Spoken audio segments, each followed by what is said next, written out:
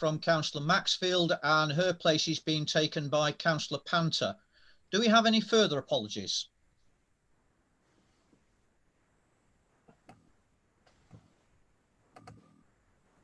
I take it silence means that we do not. And therefore, let's proceed to item 2 of our agenda, declarations of interest. Have any members a declaration they wish to make about the agenda this evening?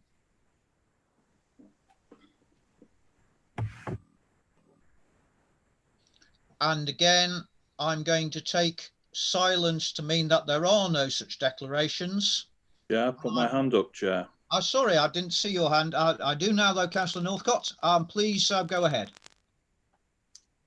Thank you, Chairman. I just wish to point out that I'm a member of the Hill Chorlton Parish Council, just to bring your attention really to the item 4. Just to declare, I've got no pecuniary interest, obviously, but just to declare that in fair and openness. Thank you very much, Councillor. Are there any further declarations of interest? Yeah, Chair, I'd like to come, the same as Councillor Northcott, I'm also Hill Chorlton Parish Council for now. Okay, thank you very much, Councillor.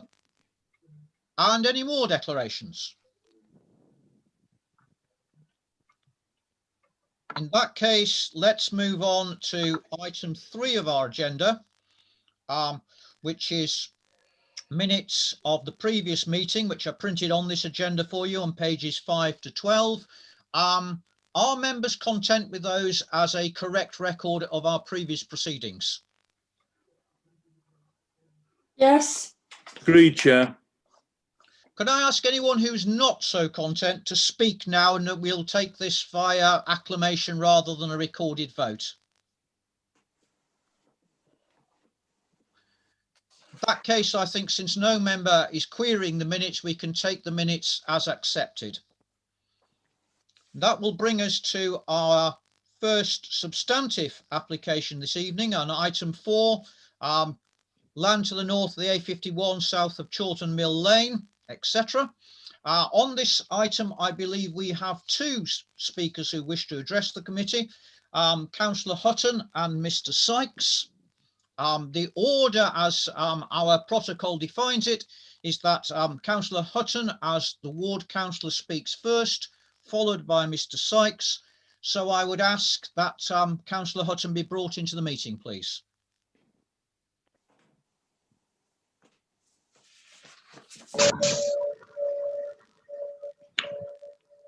Can you hear me?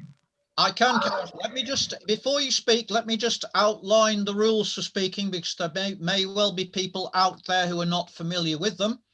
So Councillor Hutton has 5 minutes to address the meeting this evening. That is the sum total of his contribution to our debate. After 4 of those 5 minutes have elapsed, our clerk, Mr. Durham, will give the councillor an oral warning so that he doesn't miss out any of the points that he thinks are important. So on those terms, I invite Councillor Hutton to address the meeting. Councillor. Thank you, Chair. I'm the chair of Chapel and Hill Chorlton Parish Council. I'm also the ward councillor that this proposed development is in. I believe it's speculation by an out-of-county property developer in a prime agricultural setting. It is unsustainable and contrary to the local neighbourhood development plan. The increased vehicle access and local flooding that occurs would further damage the area, as the sewage would have to be above ground.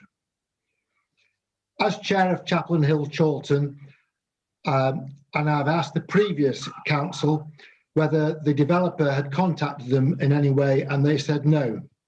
So I am unaware of any engagement with local people. I urge the planning committee to treat this application as spurious, speculative, and with no merit, and reject it. Thank you very much, Chair. Thank you, Councillor Hutton. Now, after Councillor Hutton's spoken to us, we also have Mr. Sykes, who I think is speaking in favour of the application. And again, I would invite Mr. Sykes into the room, if that's possible, please.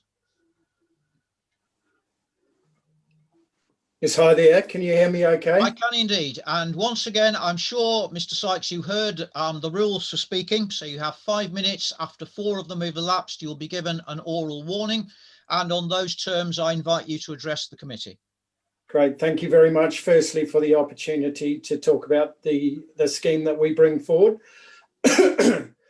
So I just wanted to introduce the scheme briefly, if I can. So from our perspective, we say that the scheme represents an opportunity to significantly increase biodiversity in the area. The comments around from the previous speaker around drainage are clearly unsubstantive. So we've demonstrated through the reports that we've issued, they've been accepted by the Environment Agency and the council's drainage consultees, that the scheme doesn't increase the flooding in the way that the previous speaker had suggested. Obviously, our scheme brings forward an opportunity for a significant volume of affordable housing in the area. Now, the neighbourhood plan clearly acknowledges that that is a significant requirement in the area. I mean, it goes without saying, obviously, that affordable housing is a national crisis. This scheme brings forward self-build affordables, which clearly represents an opportunity for those trying to get on the property ladder to do so. In addition to that, there's also a national crisis in terms of self-build development properties. Again, this scheme brings forward a significant opportunity for a number of those on the self-build register and more broadly within the community to self-build. There's significant policy support for that. I just wanted to spend a little bit of time speaking to the draft report that's been prepared by the officer in connection with this matter as well, because there's a number of points in this report which I think are misleading, grossly incorrect in some places. And I think it's important that they're addressed for the committee, and that the committee is sufficiently informed to make an informed decision around this particular application. So the first point I wanted to talk about was the alleged 5-year land supply position of the council within this report. So on page 3, paragraph 3, if you like, the council asserts that they've got a 5-year land supply position of 7.3. So I'm not sure how many people within this committee are familiar with the Croft Farm Hill Chiltern determination, which went to appeal and was determined in appeal in August 2019. The inspector in that matter clearly sided with the appellant in that matter, who asserted that the council's representations around their 5-year land supply position are grossly incorrect, and that the actual 5-year land supply position of the council is closer to 2.5. That's on record if anyone wants to view that in their own right. As clause 11D, as a result of that, clearly clause 11D of the MPPF is engaged, in which case it's without question that many of the policies that the council refers to within the draft report that I have no doubt that you've read don't have the bearing or the same bearing that the council suggests they do within this report.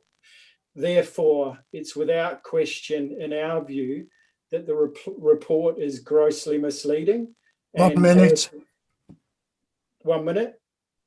So in addition to that, being as 11D is engaged, and I'm assuming people understand how 11D works, the council and the inspector in this particular matter would have to demonstrate that the adverse impacts of granting planning permission would significantly and demonstrably outweigh the benefits when assessed against the policies in this framework, being the NPPF.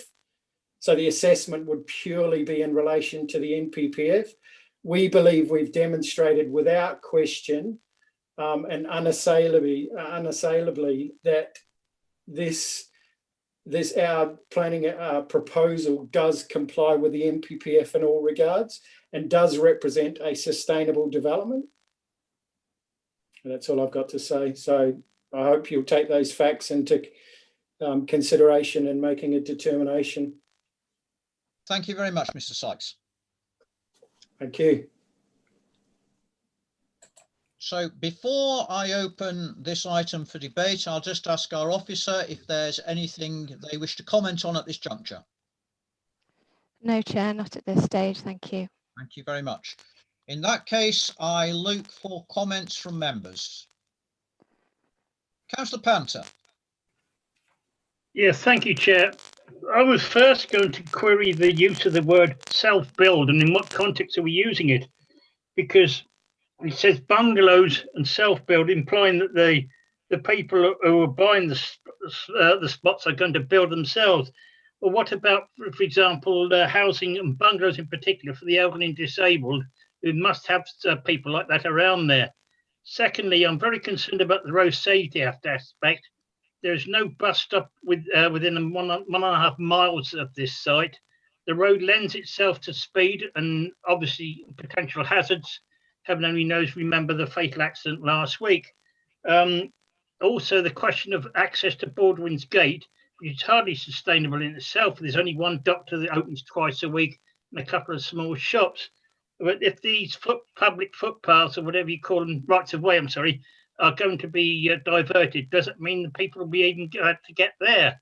Those are my main concerns at the moment, Chair, and I see nothing in there that's addressed those, and for that reason I should not be supporting the application to grant it, and I should move to reject. Thank you very much, Councillor. Councillor Northcott. Thank you, Chair, and thank you, Councillor Panther, for that.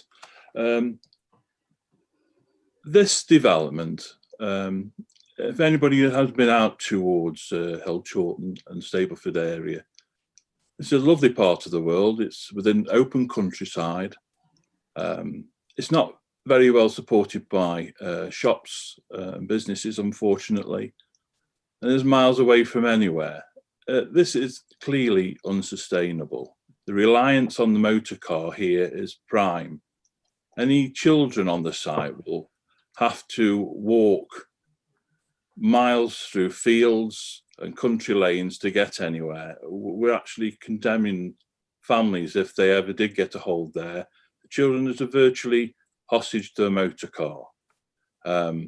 This is clearly unsustainable. There's been no talks in terms of the parish council, no in terms of actually actively engaging with the parish council.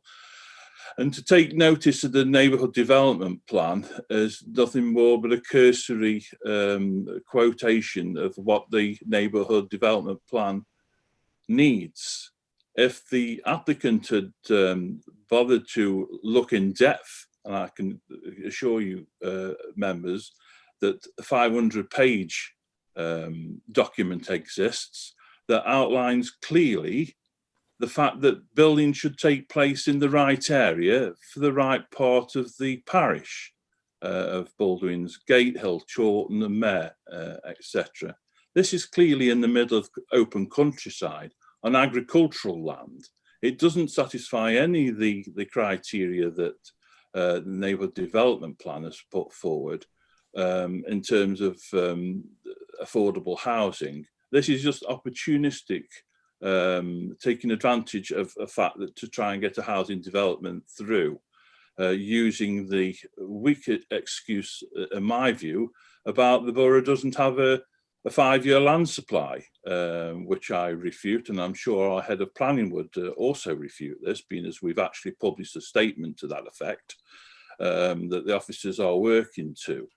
So I can't support this, and I'll be happy to support Councillor Panter in refusing this application in line with the officer's recommendations. There's little here that's actually going to give any advantage to the residents and countryside of Hill Chorlton, other than line the pockets of a speculative developer. I don't think that the developer's been fair. I don't think he's actively engaged with the community which this seeks to pertain to. And I think that, quite honestly, we don't want inappropriate housing development in inappropriate areas. That's my summation. Thank you, Chair. Thank you very much, Councillor. Councillor Holland, I think, wishes to contribute. Thank you, Chair. I'm content with what I've heard from Councillor Panter and from Councillor Northcott, who, as I understand, have moved refusal on officers' recommendations. But when Councillor Panter spoke, he did mention a concern about highway safety, and I wondered if he was moving an additional reason for that refusal on the basis of highway.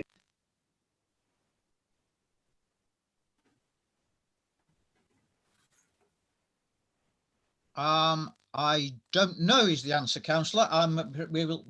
Let's look to Councillor Panter to see if he wishes to do that, because I was going to say towards the end of this debate, obviously those who are minded to vote in favor of the recommendation, which is one of refusal, as you can see, it is very important that we place on record now the reasons we think the application should be refused, were you so minded to do that. We can't add extra things at a later date, and therefore it is important to think carefully about those reasons as are printed on the agenda. So, Councillor Panter, were you proposing an extra reason? Yes, thank you, Chair. My mate, yes, there's seems to be no facility around there for public footpaths at all, which means access for non-drivers is extremely dangerous. The road itself is lends itself to speed. We've had recently last week a fatal accident not all that far away from here, and I'm most concerned that we don't have another one. I would like to add to that the reasons for it on road public safety due to complete lack of road safety measures included here. Okay, thank you very much, Councillor. We'll revisit that as the debate goes along. Councillor Jones. Thank you, Chair. When I read through this and had seen the recommendation, I have to admit that perhaps it's due to maybe the nature of people that I work with and talk to who are actually calling out for self-build development. So I actually think the concept of self-build development, having had at least 2 family members who have done this in the past, is not a bad thing and a good thing. However, having looked through, I'm minded to, well, I would vote to refuse under the officer's recommendations. I have to say I'm a little bit concerned about the addition of a reason to refuse under highway safety. I'm not sure I could be minded to support a refusal under highway safety. I simply do not know the site well enough to be able to determine myself whether there is a highway safety concern, and therefore would find it quite difficult if that was a condition, a recommendation for refusal, to support a refusal with that in it. But I would be able to support a refusal with the officer's recommendations there. Thank you very much, Councillor. Councillor Moffat. Thank you, Chair. I'd just really like some response from the officers in relation to the presentation that was given, claiming that the report wasn't as robust as we think it is. So, because I am concerned, he's citing another occasion when an appeal was made, which the borough lost. So can we have some reassurance really on the points that were made by, was it Mr. Sykes, was it? It was, yes. Okay. Before we do that, could I just ask Councillor Reddish to make her contribution, and then we'll turn to our officers. I am recording what is being asked, so we won't miss anything out. But I think it's good to get the councillors' contributions to debate in first, if we may. Councillor Reddish. I was just wondering if we have a photograph or a picture of the highway area. There's obviously some question mark about whether there is the facility or could be the facility for pedestrianisation. So can we just to clarify really, so in my own mind that I know that it is possible or it's not. Right, I don't see any further contribution by councillors, so perhaps we could start. Oh, sorry, Councillor Williams, I think, wishes to speak. Thank you, Mr. Chairman. On the point of access to Baldwin's Gate and the facilities there is the public rights of way that run alongside the railway line, bring gate right in the middle of Baldwin's Gate. There must be 10 stiles between the development and Baldwin's Gate, and they're not very good stiles, I can assure you. I know the paths very well. So that's a no-go area for people to use really in a business type. Maybe not. If somebody wants some exercise, well, that's a different kettle of fish. But there's no other route as I know other than up the main road. That's a really busy road, and then you have to get up to Slater's and then turn right, and no public footpaths. So I think the highways officers cover it actually in their submission on page 21. Highway, and they actually say that they go refusal on the grounds of no footpaths. So I think it's already in the report that the highways agree with what's been said tonight about any actually pedestrian footways to the metropolis, as you might say. Thank you. Thank you very much, Councillor.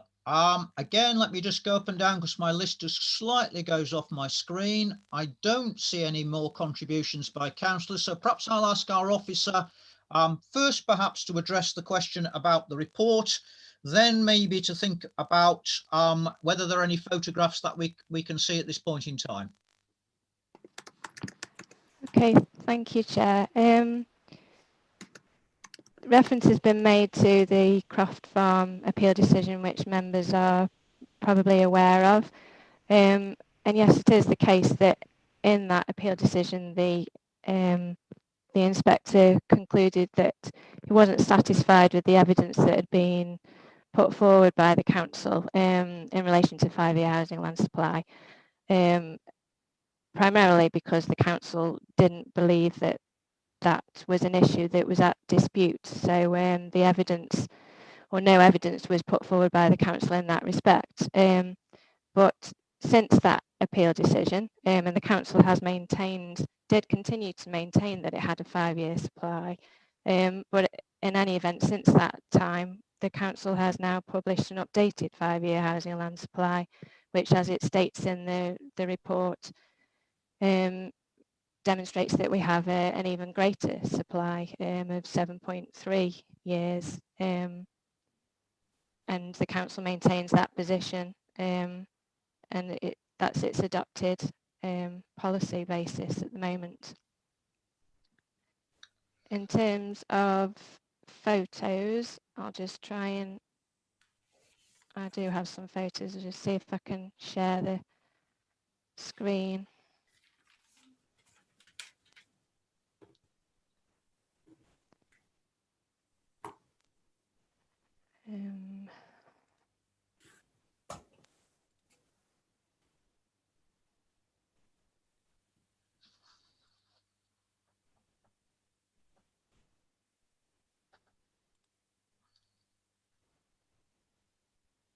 Has that worked? Can you see that? I can see that, yes. I hope other members can as well. Great. So this is the point of access looking down towards the former Cock Inn at Stableford, and that's another one in the same direction, but I do have one in the opposite direction. So yeah, that's the opposite direction looking down towards, I suppose, Slaters eventually.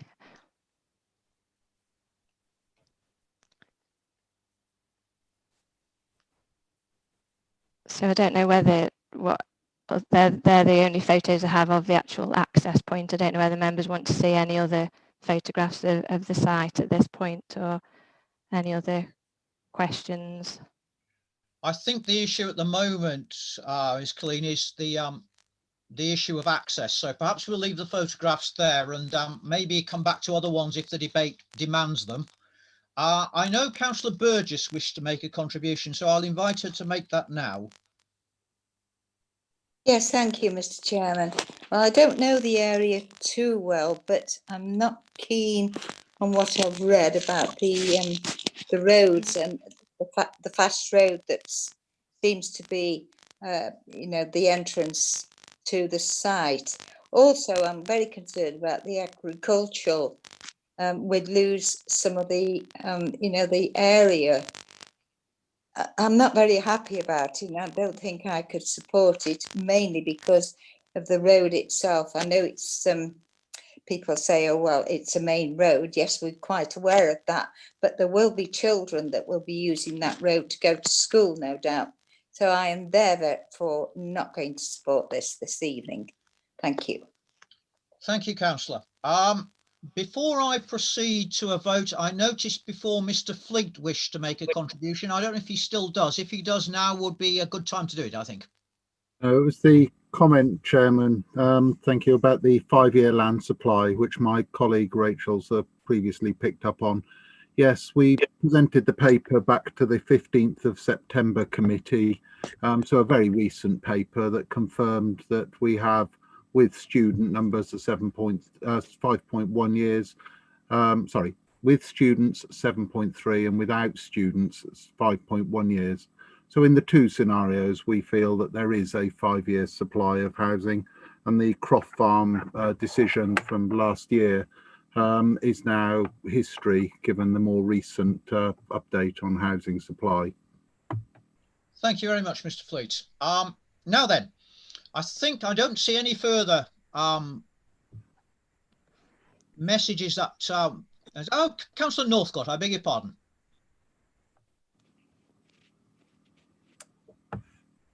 Thank you, Chair. Just to aid you a little bit, I would be happy to support Councillor Panther's amendment to the conditions to a possible refusal. I think in the past we've been, as a committee, we've been very despondent at the lack of input from Staffordshire County Council in terms of their highway input.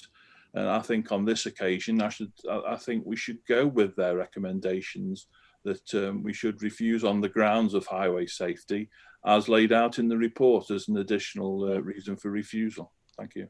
Yeah. Thank you, Councillor. Let me just ask our officer again whether she feels that that's a legitimate reason for refusal. Well, it does refer to this in the highway safety section in the report. So the Highway Authority are satisfied with the information that had been submitted in terms of the amount of the impact on the highway network and traffic speeds and visibility, etc. And they were happy that it would be acceptable in terms of its likely impact. They recommend that the application is refused on the grounds of the failure to provide a safe pedestrian route to the shops and services of Baldwin's Gate. And they go on to say that as a consequence that would increase the likelihood of pedestrian and vehicle conflict, resulting in increased highway danger. That's, I mean, we're using the argument about the lack of access as an unsustainable development reason for refusal. We didn't consider that the impact on highway safety would be so unacceptable that we could justify a refusal. Although it may result in people using their car all the time, I don't think it's likely to result in people walking along the main road in an unsafe way, and therefore causing an increase in highway danger, which was why we didn't decide to recommend it on the grounds of highway safety as well. Thank you very much. Councillor Holland. Thank you, Chair. I don't always get on well with the Highways Authority in respect of the representations they make to this committee, but in this case, Councillor Panter has moved a reason for refusal that seems to be supported by the words of the Highways Authority, and can I recommend then that we vote on it in accordance with the wording that was provided by the Highways Authority. With the greatest respect to our officers, that is an additional reason that has been raised by a member of this committee and is also supported by one of the statutory consultants.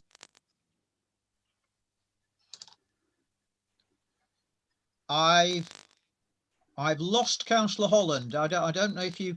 I think we caught the substance of your comments, Councillor, but perhaps. Sorry, yes. Did you hear much of that? The wording is in the report at page 18. So, what I propose to do, colleagues, is I'm going to take a vote on the resolution as printed initially, because I know at least one councillor has expressed doubts about additional reasons for recommendation. If we resolve that this development be refused, I will then take a further vote on whether we wish to append an extra condition as regards road safety. Okay. So first of all, I'm going to take a vote on the recommendation that's in front of you. Before I do, Mr. Fleet, I think wishes to comment. Yes, thank you, Chair. It is that matter of highway safety. County Highways, as my colleague did comment, has raised the concern about the sustainability of the site and pedestrian safety. It's just clarity that it is around that matter and not vehicle movements in and out of the site. That would generate a whole raft of new concerns about the design of the entrance and everything. In the recommendation, reason 1 does mention already the unsustainable development due to reliance on the private car and the site's location. We're already touching on the highways issue with that reason 1. To add in a 5th reason for refusal would overlap potentially with that one. I think there might be a route to actually look at the wording of reason 1 as opposed to a fresh new reason altogether, if sustainability and pedestrian safety is the concern of committee. I'll thank you, Mr. Fleet. I'll ask Councillor Panter whether that captures his concerns, i.e. the ones about pedestrian safety. And I'll then further ask whether he feels that a rewording of the first condition on the grounds you suggested, Mr. Fleet, would satisfy his concerns. So, Councillor Panter. Thank you, Chair. Well, I think the photographs strongly go with what I recommended. The smooth sweeping lane of the highway suggests possible increase in speed. There is no pedestrian footway provided there. No warning signs of any entrance. I would personally go with what I said, but if you feel it's best to go with what Mr. Fleet recommended, so be it. But I would still propose refusal on the case officer's recommendation. Well, let's see where we're going, because I think if we reword the first condition in our first vote, we can, and I don't wish to revisit something when we voted on it. We can perhaps resolve this. I mean, I think what Mr. Fleet was suggesting, and no doubt he will correct me if I'm wrong, is to say for the first reason for refusal, the proposal represents an unsustainable development due to reliance on the use of private motor vehicles by reason of the site's location, and then perhaps something like for problems with pedestrian safety, and the loss of best and most versatile agricultural land. Is that sort of wording what you were suggesting, Mr. Fleet? It is, Chairman. It is that wording, just to hook in that link to pedestrian safety on the links. Maybe the issue of the loss of best and most versatile could be separated out to make reason one a purely sustainability highway issue in that. Okay, that seems to me entirely reasonable. I mean, in fact, in some ways, the agricultural land sits, I think, unhappily as a compound at that point.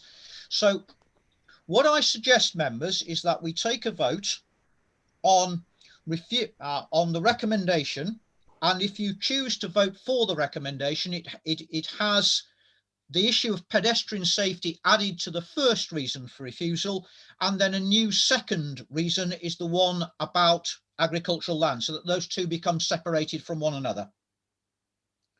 So I'm going to take a vote on that proposal, and I'm going to take this vote by roll call, so members will have to unmute themselves as we go along. So I'm going to ask for those who are in favour of the recommendation. Remember, in being in favour of the recommendation is wishing to refuse this application.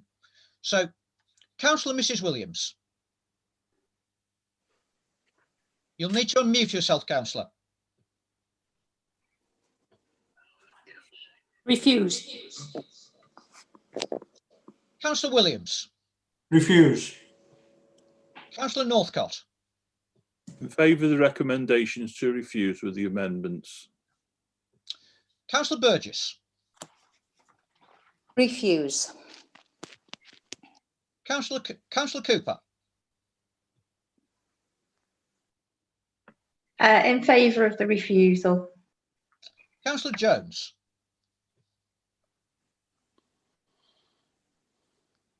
In favour of the recommendation to refuse. Councillor Panther. Refuse. Councillor Moffat. In favour of the recommendations to refuse. Councillor Holland. In favour, Chair. Councillor Owen. In favour, Chair. Councillor Reddish. In favour of the recommendation to refuse with the added wording of Mr. Fleet. In that case, members, I think we have unanimous agreement for the recommendation, which is one of refusal. And we can pass to our next item, item 5, the application for major development off Watermills Road in Chesterton. And I remind members that there is a supplementary report appended to your main report on this item. And I'll now ask our officer if we need any further items before we begin our debate. No, Chair. Thank you very much. Then members see the recommendation in front of you. I invite comment.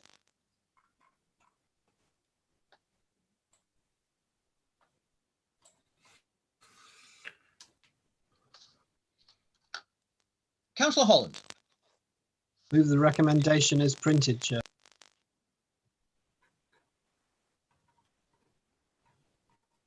If there are no further comments, I will proceed up. Councillor Panther. No, I was just going to second Councillor Holland's recommendation. Thank you, Councillor. Given I cannot see any further contributions, I will proceed again to take this vote by a roll call. So, Councillor Williams. Go with the recommendation, Chair. Councillor Williams. Go with the recommendation, Chair. Councillor Northcott. Go with the recommendations, Chair. Councillor Burgess.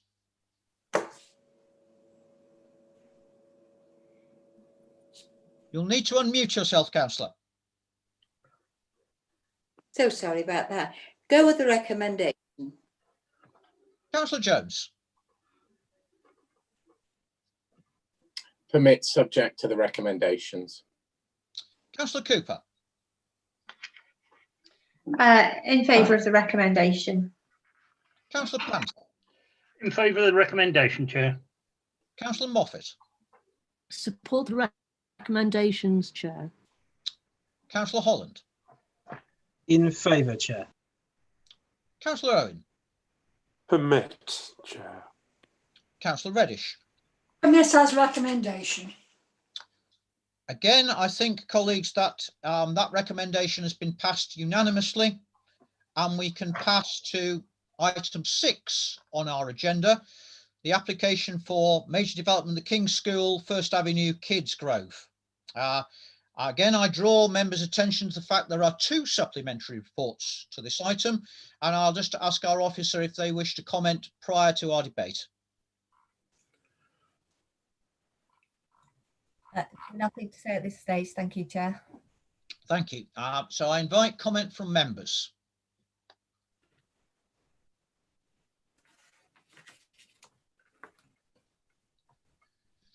I think, given correspondence I have received today, it has been alleged that this recommendation would involve a deviation from council policy, and I would just like our officer to address that point, please.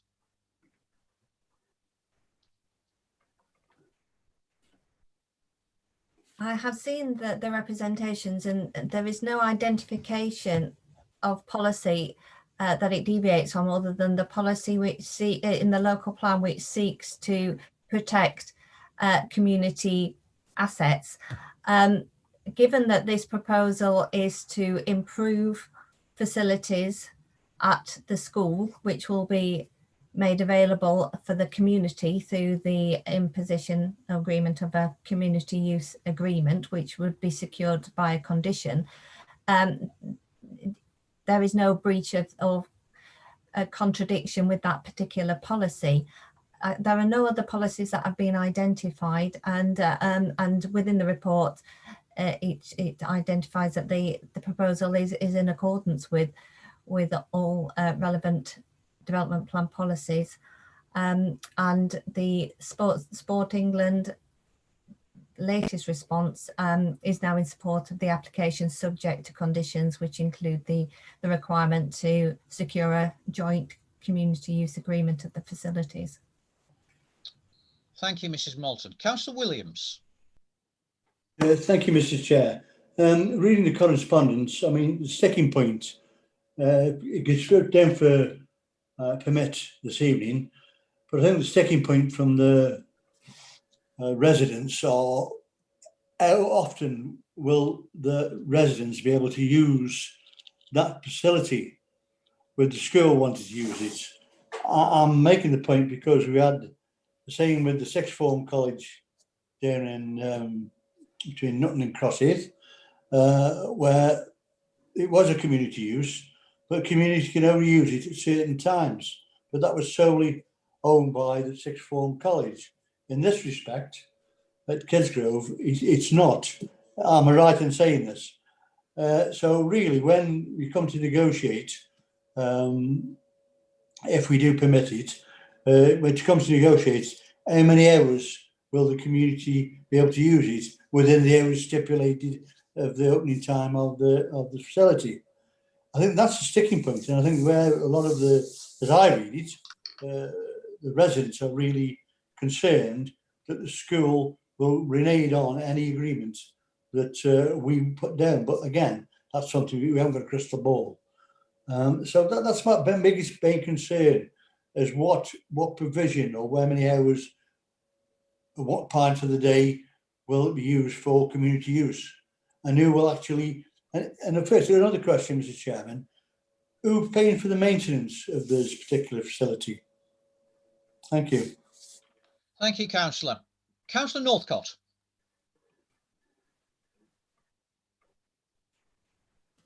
Thank you, Mr. Chairman. I have seen the emails, and I've seen the so-called concerns that other members have probably read themselves. This is an important part of Kidsgrove's development as a hub, as a way of tackling the sports provision in Kidsgrove. A lot of the issue has been made around the community use agreement. Now, our officers at the Borough have sought to maintain that there's got to be a sign up from the school before any work is undertaken, that a community use agreement is signed up to. It's within our remit as the Borough Council to have those negotiations in terms of what's exactly in that community use agreement in terms of hours and the fine detail of who and when it's been made available to the community as part of that community agreement. I've also seen concerns from residents that the school isn't going to be spending the money allocated purely and solely on the 3G pitch, and they may use it for other things. I can assure members here that the officers informed me that's been dealing with this at a high level that is not the case. If it's a case that the 3G pitch costs come under the quoted figure, then we keep that money. It's not a caveat to spend as they will. It is purely on this pitch. Now, I believe there's been quite some tension between the community groups over the years, various accusations about who's been responsible for closing sports centres, etc., not being able to play ball with the school, to pardon the pun. I think it's time now that the community actually stops banging their heads together and starts looking towards engaging together going forward. If they want the best case scenario for Kidsgrove, this is part of the sporting provision hub for Kidsgrove. I say it's a part of it. This is the thing that needs to be borne in mind here, that this is part of the puzzle. And I think it's probably time now that the paranoia and some of the unfounded comments that I've read today are put to bed. And we look, this is our planning authority in terms of the planning agreements that are put in place by this council in steerage of this community use agreement, not to discuss the planning applications that have existed in the past and what's gone on there. We have to discuss this planning application on its own merit as it is now. And I see no reason why this can't go ahead. It's an exciting possibilities now for Kidsgrove, particularly this school in the area and the residents of Kidsgrove. I think that I should be supporting this 100%, and I want to formally pronounce that I am fully in favour of this, and I go with the recommendations that officers have laid out in this report, and to put to bed fears that we can, as a council, oversee this in terms of the community use agreement. And so the fine details there, unless the school sign up for this, they cannot proceed any further. So that's the time where we say this is what we exactly want and this is what we expect, so that we're not repeating the mistakes that have happened in the past, allegedly. Thank you, Chair. Thank you, Councillor. Councillor Moffat. Thank you, Chair. I've deliberately not read any of the emails that have come through, so my comments really are on the supplementary. In a way, I completely support what Councillor Northcott is saying, but I think the way of achieving the idea of communities working together and putting the past behind them, I believe, looking at the list of concerns that were sent in time, is that perhaps what we should be doing is deferring, and the community engagement and the community concerns with regards to some of the issues raised can be dealt with. The agreement can be, rather than it just being undertaken, can be put in place. And so I don't get the sense that the community is against this development, but I do believe that there are some legitimate concerns which I'm minded to take on, and therefore deferring until these issues are addressed, I think would be the best way to proceed. Thank you, Councillor. Councillor Owen.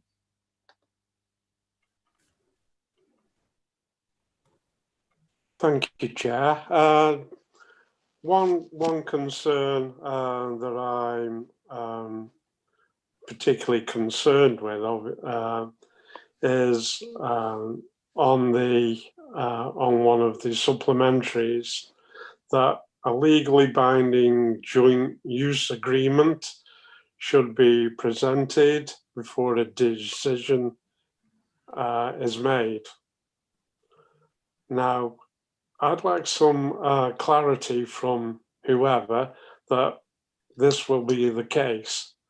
Until that joint use agreement between the sports centre and the school is reached, I wouldn't like to vote in favour or against the proposal. It's quite clear to me that we need more sports facilities in the borough. So I'm not against in any way, shape or form the addition of more sporting facilities. In fact, we need more. But I think this joint use agreement is particularly important in this instance. And if somebody can confirm to me that this will happen, I'll gladly listen to them. Thank you, Chair.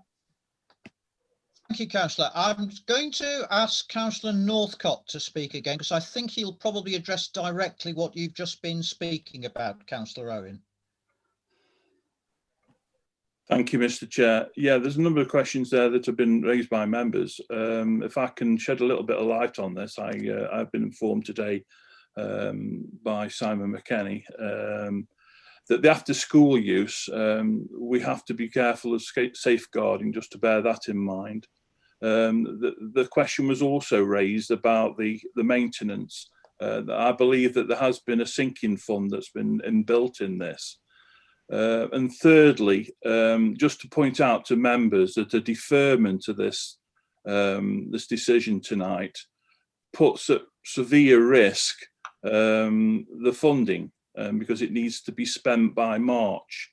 If we're having to defer for another month to gain more information, A, we may not get any further down that stream, and B, we actually put the funding at risk. So we've got to ask whether we've been fair in this. And the third thing that Councillor Owen asks about, yes, the community use agreement does cover exactly what you're asking for. It's not specific as to the parties that are involved, because as you may appreciate, with all the best intentions in the world, parties, when they see projects through, sometimes change in the lifetime of a project. And to tie in the particular named party in this respect, I've been informed, would actually put that at risk, because it would stall any particular further project work if it had been a named participant. So hope that's cleared things a little bit for you. I can obviously shed a little bit more detail if you wish, but that's from the perspective hot off the press today. Thank you. Thank you, Councillor. Councillor Holland. Thank you, Chair. I'm extremely grateful to Councillor Northcott for his comments and for his reassurance, which I hope will also reassure Councillor Owen about the recommendations that have been put in front of us. I have to say that I think the representations that we have received from the community group deserve to be heard, but we should be looking very carefully at the application that's in front of us and what's actually being requested before we vote on it. Now, the joint use agreement has a couple of aspects to it. I think firstly, in our report at page 42 of our document this evening, there is mention of a previous incarnation of a joint use agreement applying to the site. And our officer has prepared a note for us that says that the school is in breach of that agreement and hasn't been adhering to it. Can I ask our officer to confirm whether or not it is appropriate for us to take the past behaviour of an applicant into account when determining an application of this nature? I'm not certain that it is, but I would like to hear from our officer in relation to that. And I think in terms of the funding for this, it is critically important that we do reach a decision tonight. This is being paid for partly by the school. I think 76,000 is the contribution that the school is putting up, but that is being more than matched by a substantial contribution from this authority of £150,000 and a contribution of £225,000 from the Town Deal Fund that is being made available by government. Now, I happen to think that the joint community use agreement is critical to the approval of this application, but it is there as a condition in our recommendation. So it's being put in front of us tonight that not a brick will be laid, or whatever the equivalent is on a sports pitch, not a sod will be laid before, not an artificial sod, before the agreement is signed. And I think that residents in Kidsgrove can be reassured that this authority and the government will not be putting money into that until there is an agreement signed. So I'm content to vote on this on the planning matters tonight, and we leave the politics of sorting out the agreement to this authority and to the Cabinet, which is ably represented to us tonight by Councillor Northcott, because I have every confidence that they will secure an agreement that's to the benefit of the whole community. And that is what we want to see. We want to see sporting opportunities extended to every single person in this borough. And I think the application tonight gives us that chance. I think there is a very real possibility that that is all put at risk if we choose to defer or indeed to vote against tonight. So I'm minded to support the recommendations. Before I shut up, Chair, can I add one comment and ask one question that is related to planning matters? And that is to the floodlighting and the hours of use, whether that is by the school or by the community. One objector at least has raised the issue of the 10 p.m. cut-off point for the floodlighting and for using the facility. Is there a reason why we could not look again at that being set at a different time? I think the suggestion that appeared in today's newspaper was 8 p.m. rather than 10 p.m. Is there a reason why it's 10 p.m? Is that related to the fact that there is extant permission for floodlighting that is actually more extensive on the site that is extended until 10 p.m. in the evening? If not, could we look again at that? Thank you, Chair. Thank you, Councillor. Now, the councillors raised two direct questions. I note there are three further councillors who wish to contribute to the debate, but I think perhaps so that we don't get lost in questions, it would be helpful if our officer could answer the questions about whether we should take into account previous behaviour of the school and the question about the floodlighting and whether we could vary that by condition this evening.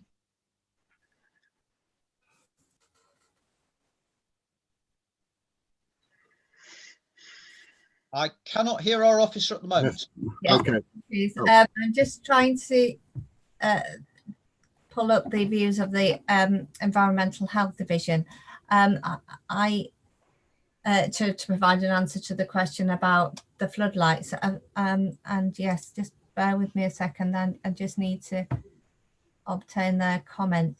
My understanding is that that the hours are as recommended are supported by the Environmental Health Division. They consider that operating the lighting up until 10 p.m. won't result in any adverse impact in terms of residential amenity. That is something that is acceptable. My colleague Darren Walters is with us in the meeting, and if he disagrees with me, I'm sure he will let me know whether I am correct in saying that. In terms of in answer to the question as to whether the past behaviour of a developer and applicant can be taken into consideration in an application, the answer to that is no, it shouldn't be. It's not material to the determination of any current applications. That the authority has the powers to, where it's expedient to do so, to secure compliance with previous breaches of planning controls, such as in this case non-compliance with conditions, but that shouldn't influence the decision of a council to grant or refuse planning permission for any future development. That should be considered on its own merits and the required conditions imposed on the permission to ensure that the development's acceptable. I just wanted to take this opportunity just to say that the recommendation of Sport England is that the joint use agreement is in place prior to the use of the new facilities commencing, rather than prior to the commencement of development. So the development could take place, the sports pitches could be improved and provided before the joint community use agreement is in place, in accordance with the Sport England's recommendation. Obviously, planning committee could require that the condition is worded in a way which is slightly different from what Sport England is recommending, and that the agreement's in place before development commences. However, you have to consider whether that would cause a delay in the commencement of development, and as has been identified earlier, it could affect the funding of the development. And certainly from an officer point of view, it is not necessary to ensure that agreement is in place prior to commencement of development. It is necessary to ensure it's in place prior to commencement of the use of the development, but not to the commencement of the implementation of the permission that might be forthcoming from this application tonight. Thank you, Mrs. Moulton. Could I just, before I move to Councillor Jones, ask Mr. Walters if he is in agreement with what Mrs. Moulton said as regards the floodlighting, so that we can be absolutely sure in our minds what's going on? Yes, we have. My colleague has considered the application and made the recommendation based on the information that we've had. We're also satisfied that for any lighting scheme that we've recommended, that wouldn't cause any adverse impact on residential amenity. Thank you very much, Mr. Walters. Councillor Jones, I believe, wishes to contribute. Thank you, Chair. Yes, so I'm minded. Well, I will be supporting the recommendation due to considering this on the material matters as outlined by the officer, the past performance of the developer and the financing arrangements behind it are not material to us at planning committee over whether or not to permit this application or not. I think it's simply, when I look at this, I think when a school wants to improve its sports facilities, then assuming that it has no adverse effects on the local environment, then that's a very good thing. Particularly in an area where we are fully aware there's been high amounts of press coverage about a demand for more sporting facilities within Kidsgrove, and therefore, you know, when we have a recommendation that our officers deem to be materially subject to permit, then I don't see why we at all would see any reason not to permit. I think it's logical that we would permit. I have concerns about the floodlights, and those concerns were raised by Councillor Holland. I echo the same concerns. But I see that one of the recommendations is to include a floodlight management plan and also a noise management plan, so that in itself will mitigate any adverse effects on the local residents. So I'm quite happy with the recommendations as they're laid out. I would urge caution. I did read the comments that I'd received from residents and from those in the area. And I would say that I also agree that we do not normally require things like joint usage agreements to be in place beforehand. So it would seem wrong to expect it of this development if we weren't to expect it of other developments. And I would just say that if the applicant was to drag their feet or not put that into place, then our planning department would happily be able to investigate that and enforce as part of a breach of planning obligations, which we have on as a regular agenda item. So if there are any failure to keep up with that planning obligation, we would be fully aware of that and would be able to raise concerns through this committee. So I will be supporting the recommendation tonight. Thank you, Councillor. Councillor Panter. Thank you, Chair. Councillor Holland raised exactly what I wanted to raise. The comment about satisfy curiosity. Thank you. Councillor Williams. Thank you, Mr. Chairman. Yeah, thank you for the information that's as we proceeded with this this discussion. And my main concern was that the usage would determine this planning application, and I think we should go. I'm going for permit as recommended, because we need to move on and then negotiate who uses what hours, what time of the day, and whatever. And I wouldn't want, I'll say, repeat what I just said. We did that and it came back to this planning commission, we're in the same position again. I think we should go for permits and let the negotiations go on between the community groups and the school to see when they use the best time to use that particular facility. And it'd be a great facility for Kids Row, I'm sure. Thank you. Thank you, Councillor. Councillor Reddish. Yeah, I mean, broadly speaking, I think it's very clear that we permit it. However, I am slightly nervous about developing the site and then putting conditions in about joint usage, community usage. So I think I would want us to actually firm up for the community when they could use it before we went to the next stage of developing it. So I hear what you're saying about funding, and clearly we don't want to lose it because, broadly speaking, we do want this to happen. But I just think the community need the confidence that they can use it at some stage, and for that reason, I would actually want those conditions first. I know it puts it back a month. Right, so what you're proposing, Councillor, let's be clear about this because it is important, is that at the moment what we're saying is that the facility cannot be used prior to the agreement being arranged.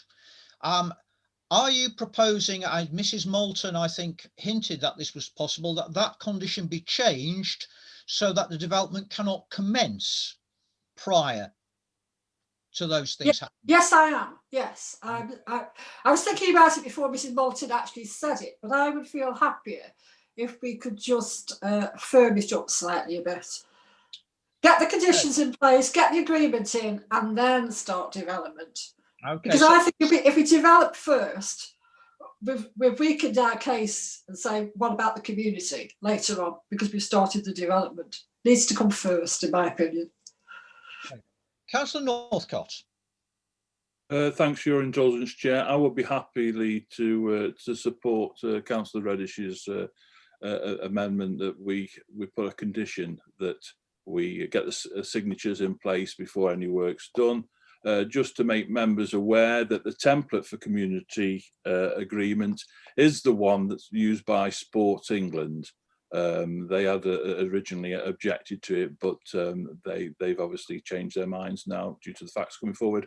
So it is the template based on Sport England, just to make members aware. Thank you. We've got two officers who wish to contribute. I'm going to ask Mr. Fleet to contribute first on the grounds that he's been waiting longest. I hope Mrs. Moulton doesn't mind. Mr. Fleet.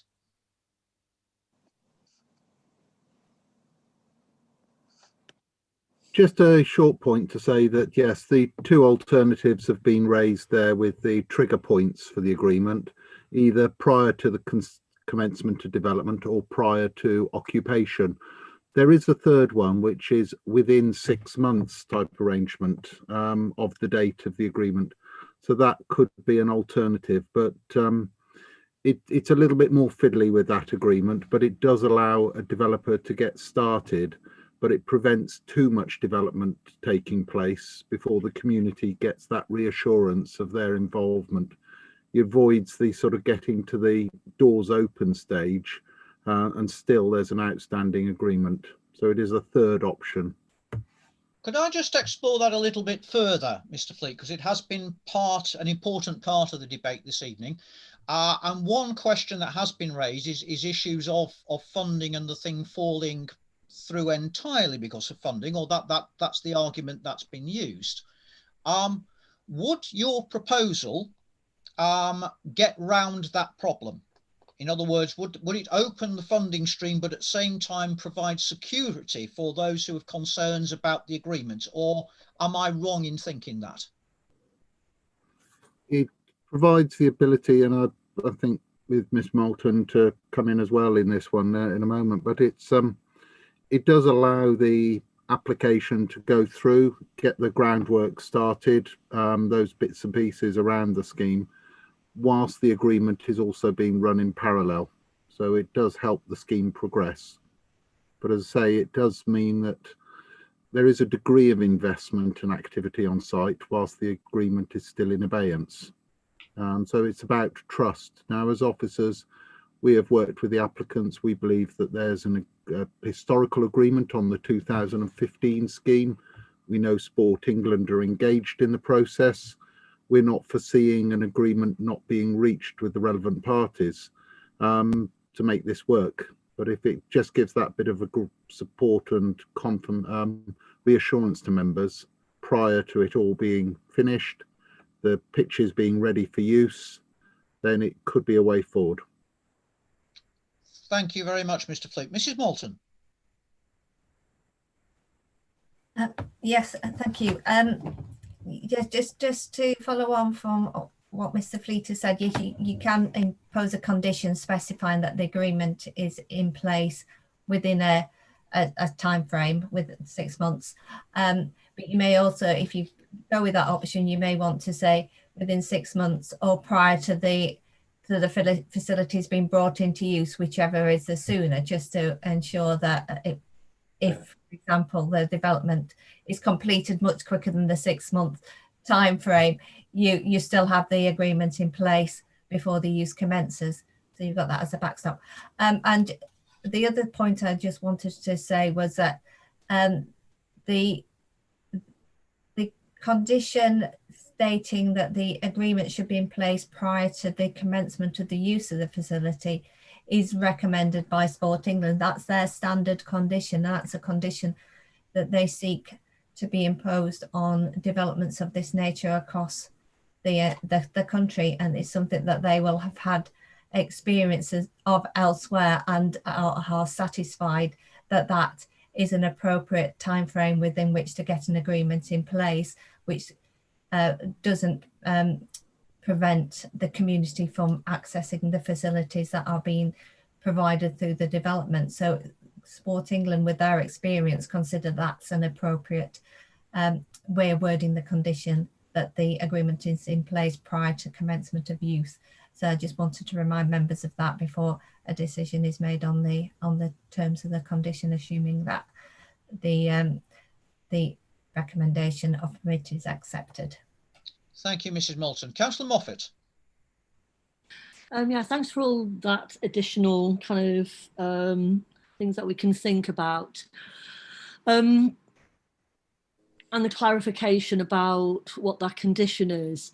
I'm really interested in the idea of being able to put the condition in parallel to work starting, so that there is some engagement and genuine engagement with the community, which would allay any concerns. We should be celebrating this whole thing happening. At the moment, it seems that some anxiety needs to be addressed.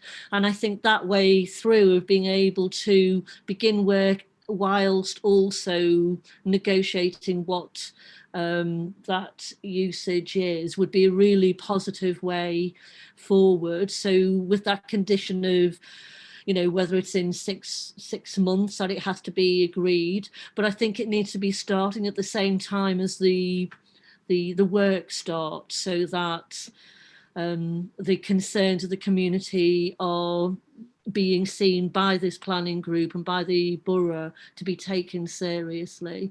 I think that's a win-win situation personally. Thank you, Councillor. Councillor Holland. Thank you, Chair. As I've said, I'm not sure that the applicant will see a penny of this borough's funding or of the town deal cash before a community use agreement is signed. But for the reassurance of those residents and that community group who have approached this this committee, I think that I would be very supportive of an amendment along the lines that Councillor Reddish has proposed, or indeed Mrs. Moulton, and I will certainly support both that and the other recommendations.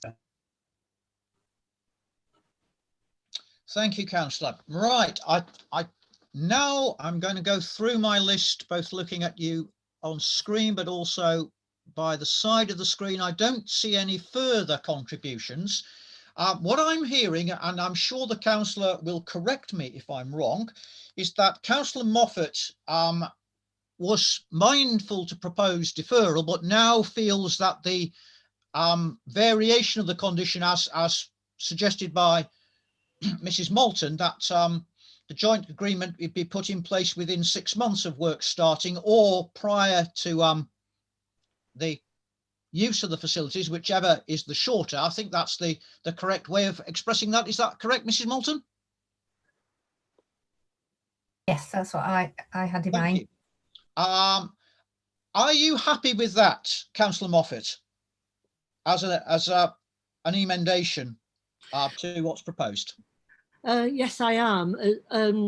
Just also to make sure that the community knows that those things will happen simultaneously. So as work starts, so will the negotiation. But I think Mrs. Moulton's wording is fine.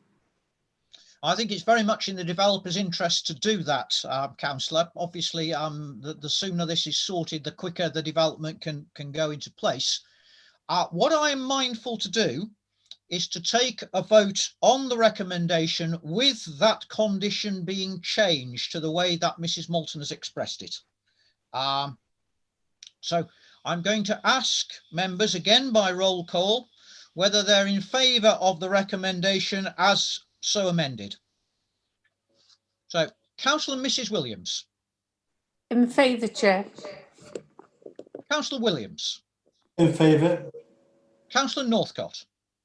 In favour, Chair. Councillor Burgess. In favour, Chair.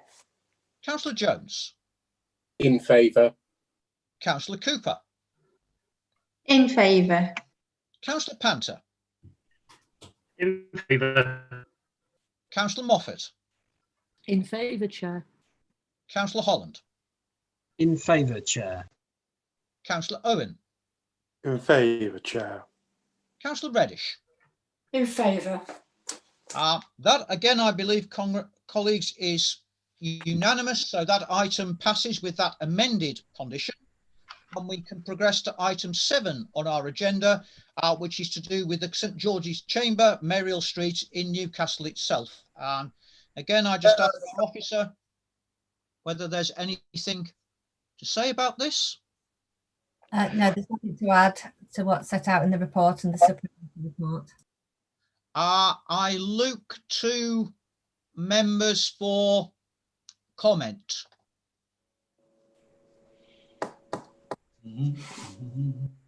Councillor Reddish.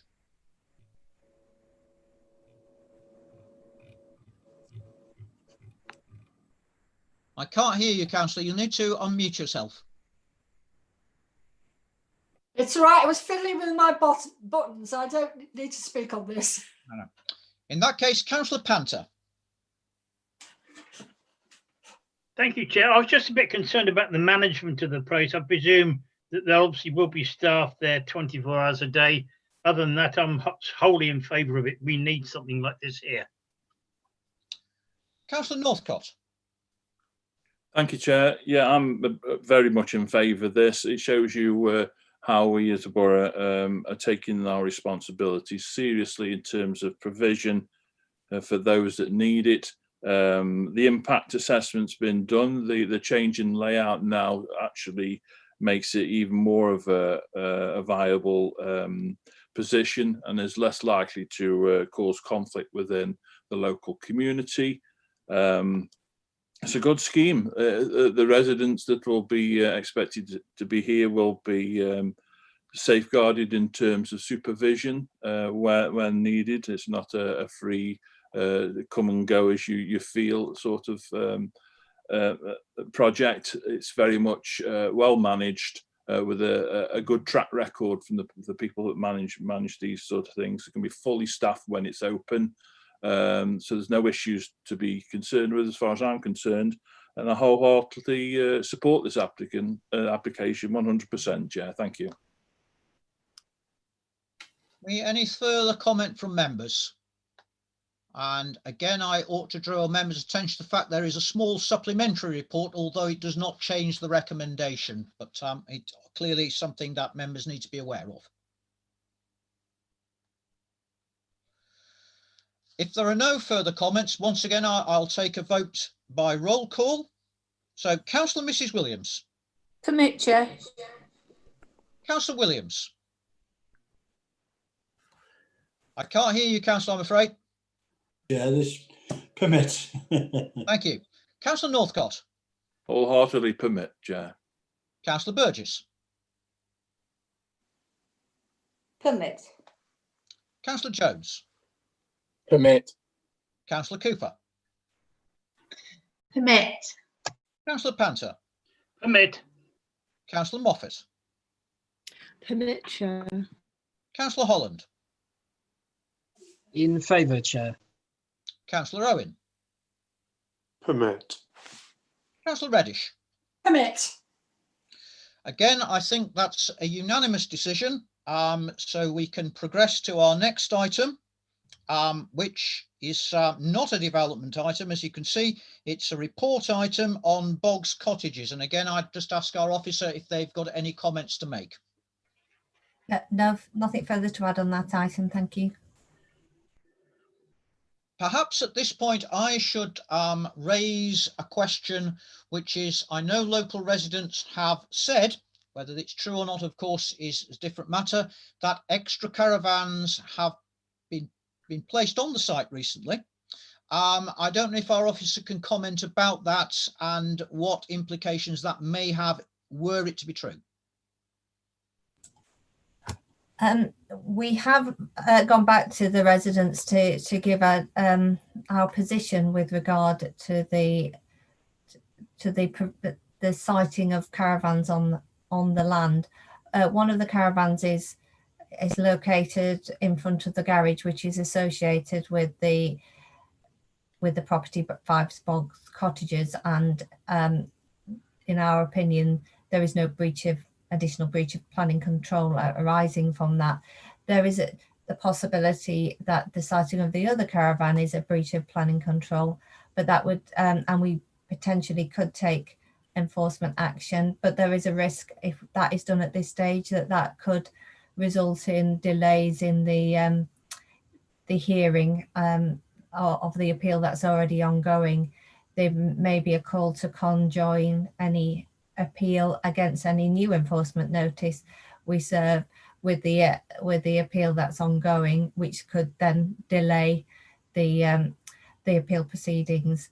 And at this stage, that is not something that we would recommend that it takes place.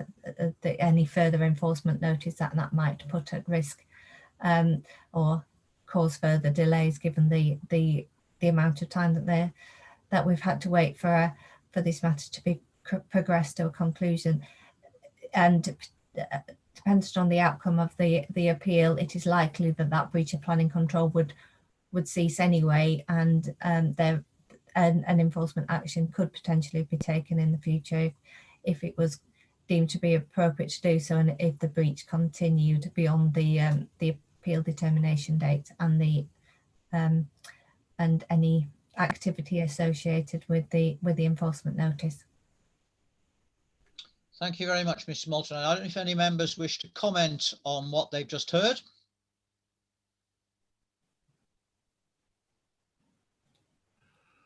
I don't know, Councillor Jones. Yes, I didn't know whether you were waving your hand for it or just correcting something, but please do speak.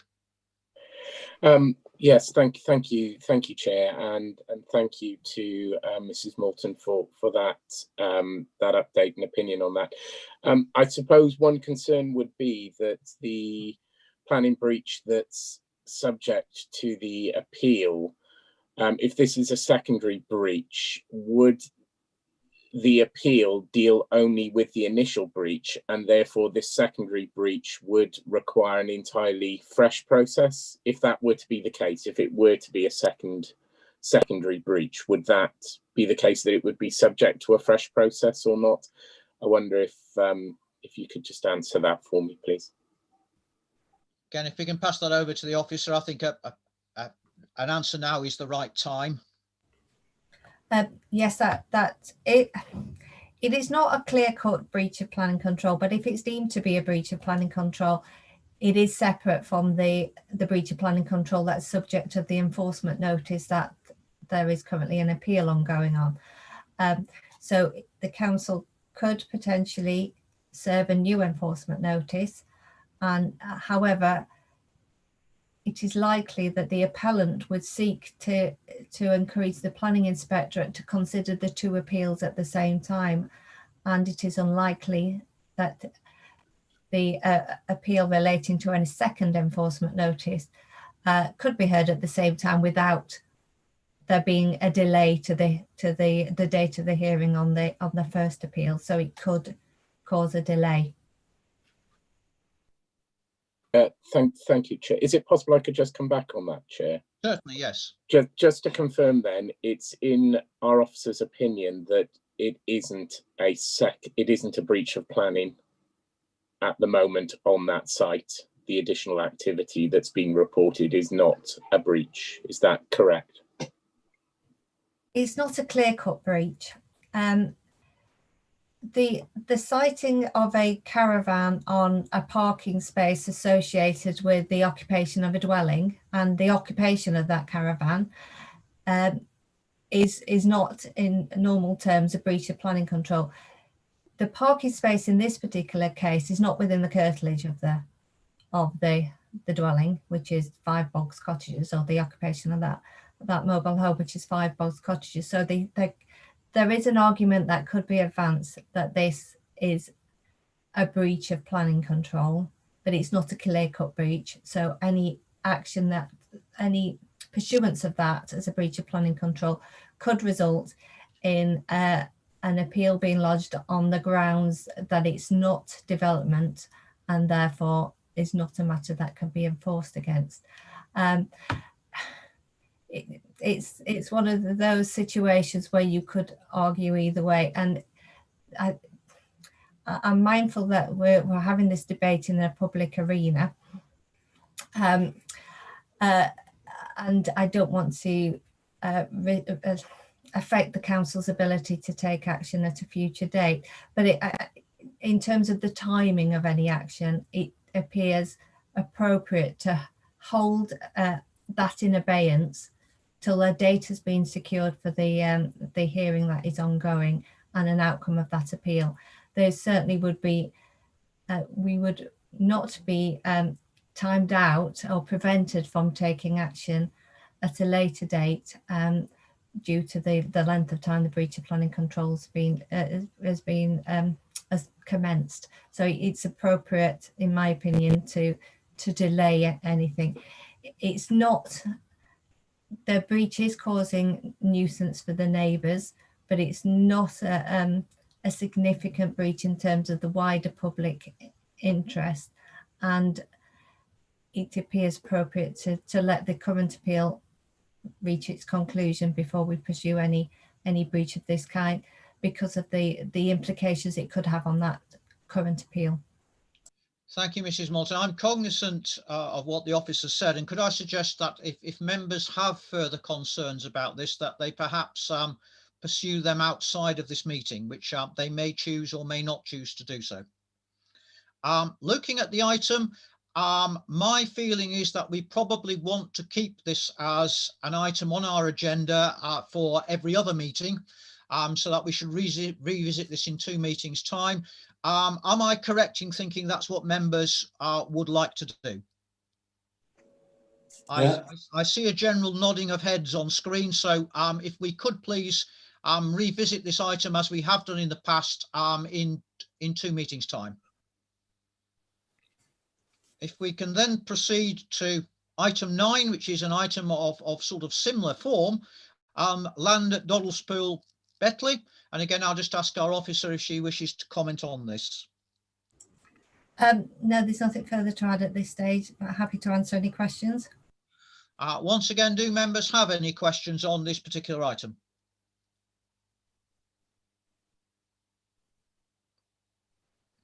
And if not, I will ask the further question.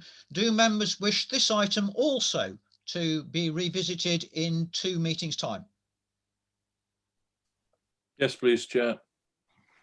Again, I see a general nodding of heads on screen. So again, if we could ask our officers that this be brought back to us at that time.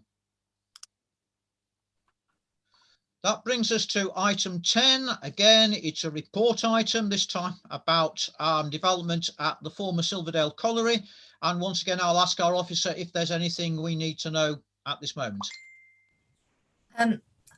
Hopefully members saw the supplementary that was published earlier today, which confirmed that the developer was prepared to pay the difference and fund the replacement of the basket swing with a baby swing.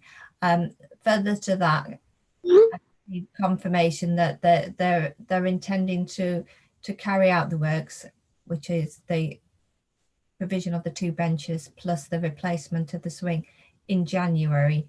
If they consider it's unlikely that that could take place prior to, well, this year, given the current circumstances and the Christmas period, but they're intending to do that in January. Right, now then, again, there's a question for members here. Given what Mrs. Moulton has just said, would it be wise for us to have this brought back to us at the February meeting to see whether this has come to pass? It seems to me pointless doing it beforehand, really. But in February, it would be nice to know that the thing has been brought to a happy conclusion. So that's what I would propose from the chair. Are members content with that as an idea? Yes, Chair. So once again, if I could ask our officers if they could just put that in the diary so that we have a report at our February meeting about the outcome of this process.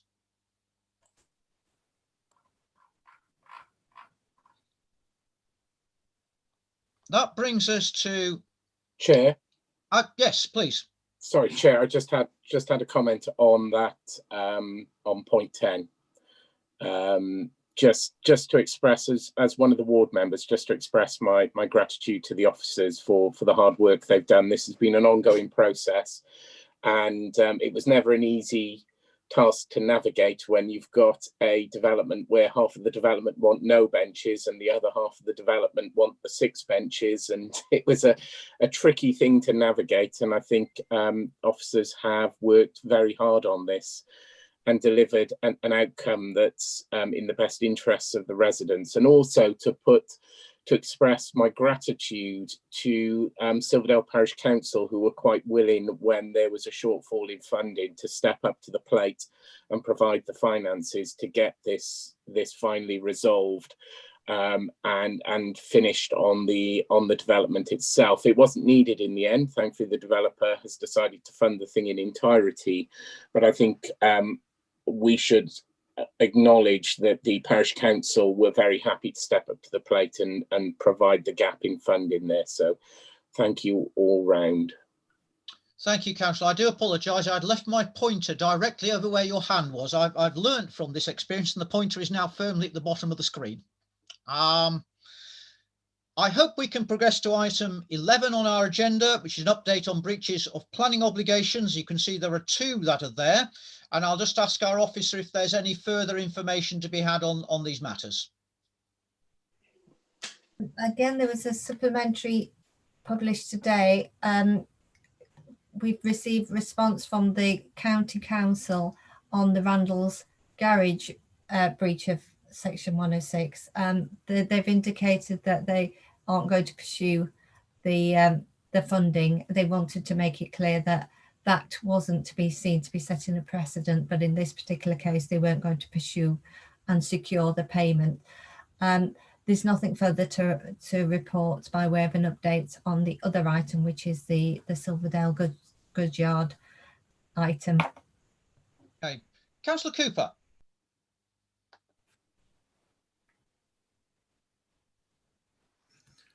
Thank you, Chair. Sorry, I was struggling to get moved off. I just wondered why they've decided not to pursue the financial contribution as has been stated in today's supplementary report.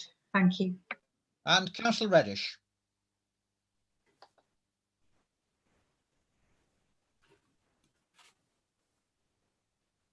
Again, Councillor, you need to unmute yourself.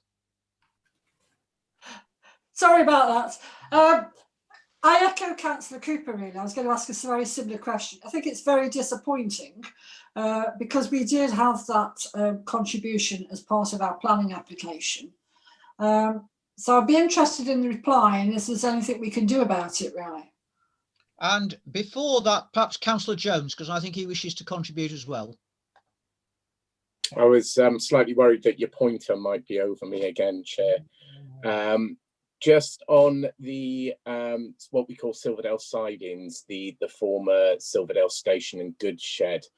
I just wondered what the time frame is for confirmation of that final payment, when we are anticipating that confirmation and trigger point before the authority would need to take legal action. Wonder if you could just outline the time frame for that, please.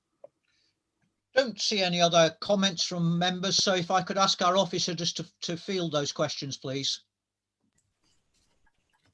We haven't, to my knowledge, received any reasons why the county council have chosen not to pursue the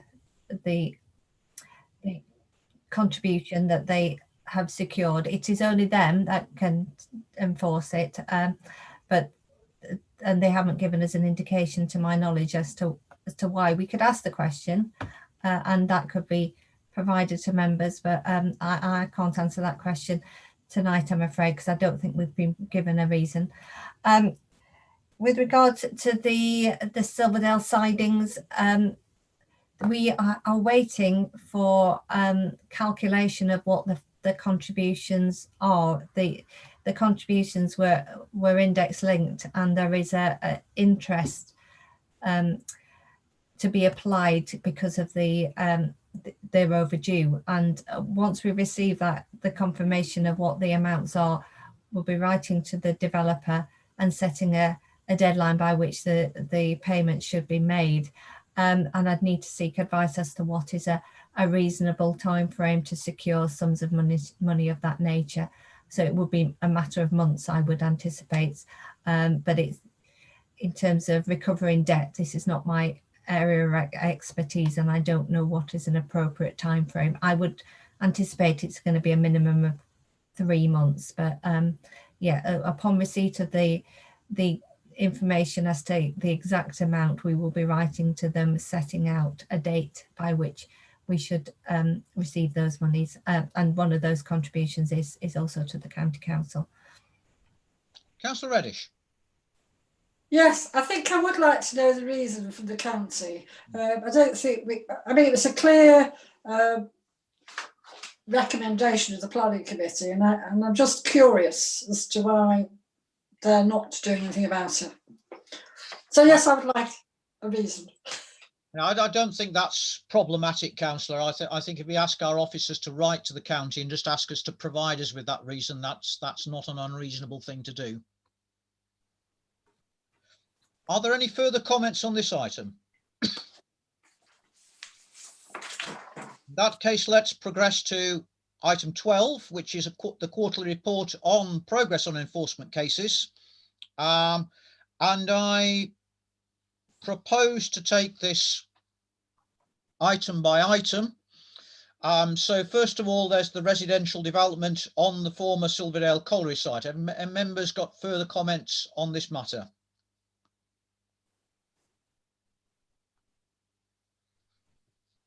I see no comments at this point. We then move again to Boggs Cottages.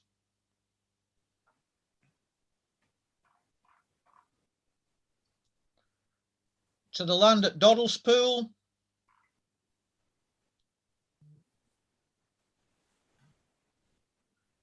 And then to Barn 2 at Bignell End.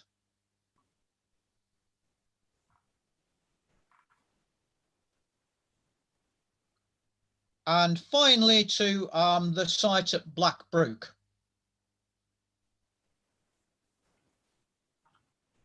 And if I may ask from the chair, the last one, I note that the last part of that report says consideration is currently being given as to the action to be taken.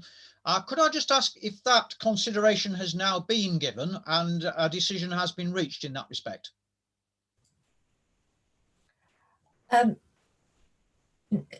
Consideration is still being given to that. We haven't reached a final conclusion, and we can, outside of the meeting, advise members of what the conclusions are when they are reached. Okay, if again, Mrs. Moulton, if I may, I think that members would find that very helpful if that could be done. Certainly. Are there any further comments on item 12? In that case, I think that report we can receive.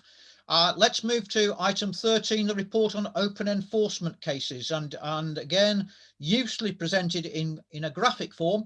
I invite comment from members.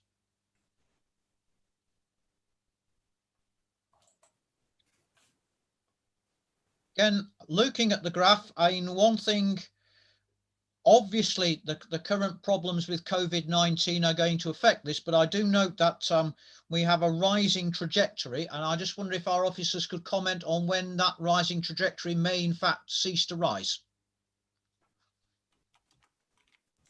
I think that might be a difficult thing to advise as to precisely when it would continue to rise. I mean, I think COVID has, to some extent, been a factor in that trend, but also we are short of planning officers, and that does delay reaching conclusions on certain cases and allowing those cases to be closed. We are in the process of recruiting to the vacant post, and we're hopeful that we will have people in post over the next few months. So hopefully at that point we will be able to change the trend so it levels out or hopefully drops. But yeah, at this point in time, I can't really say when that will be, I'm afraid to say. Thank you, Mr. Moulton. Any further comment from members? I see no comments, so let us progress to item 14, which is an information item about an appeal. The appeal, as you can see, has been allowed, and I don't know whether our officers feel there are any general lessons we ought to learn from this, or whether this is just a particular case. No, there's no particular lessons to be learned. The inspectors just didn't agree with our conclusions that it was unacceptable impact on the character and appearance of the area. Again, I don't see any further comment from members, so I'm going to progress to agenda item 15, which is about the register of locally important buildings and structures in the borough. Again, you see the report in front of you, and I invite comments about it.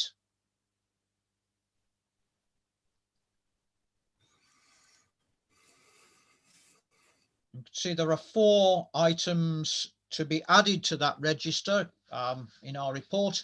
Are members happy with the report as it stands? Yes. Okay. In that case, I think we can receive that report. That brings us to item 16, which is consultation. And again, you can see the recommendation that we raise no objections to this development, which is next door. And I look for comment from members.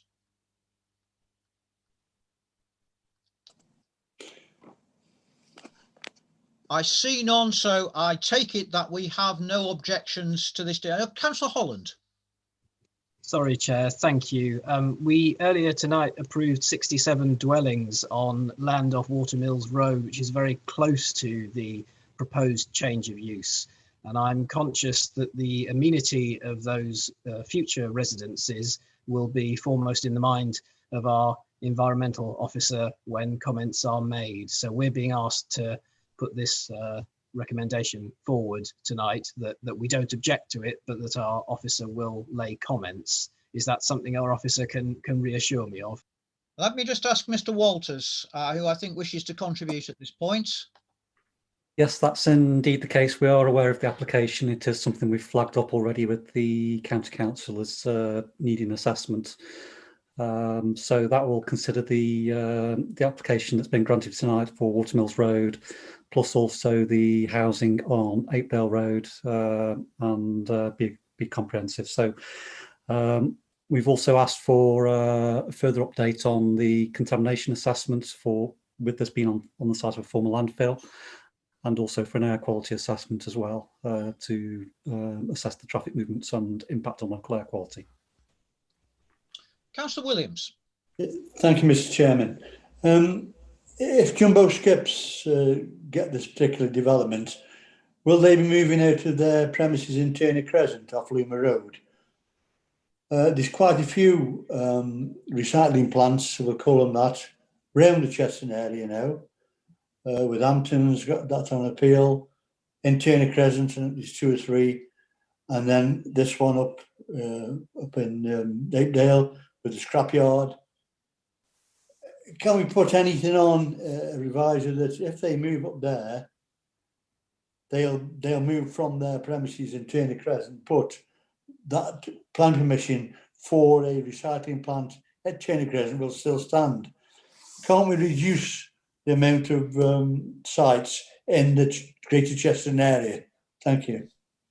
I'll ask our officer. I'm not sure we can do that, Council, on the grounds that this is simply comments on a development in an adjacent authority, and doesn't seem germane to that consultation. But I will ask our officer whether I'm correct in saying that.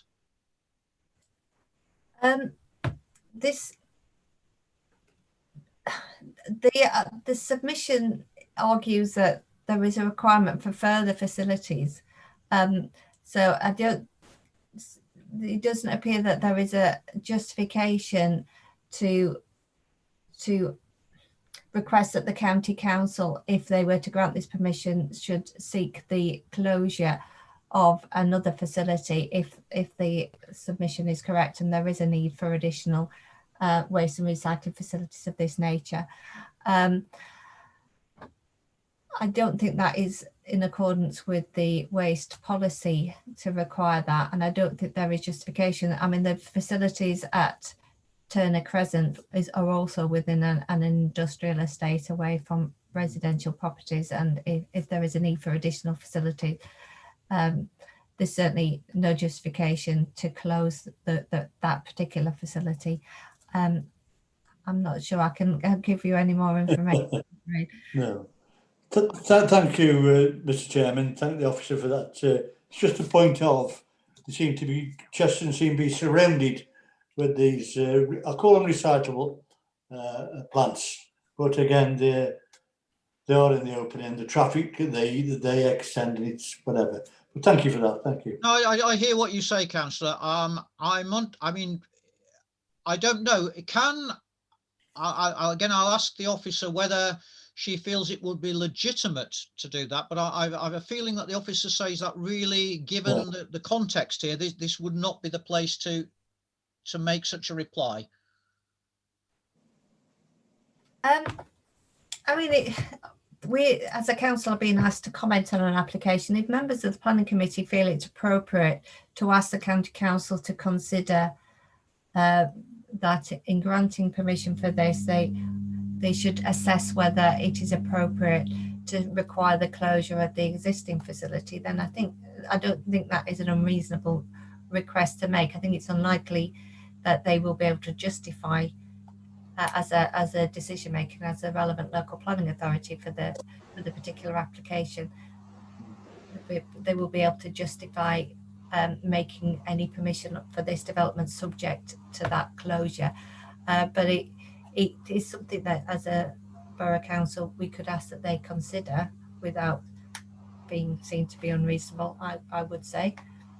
Okay. I think it's worth asking, Mr. Chairman, if you could put that down as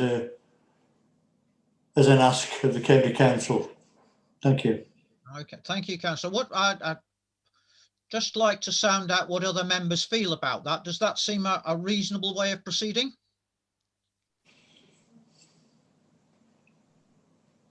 Yes, I Chair.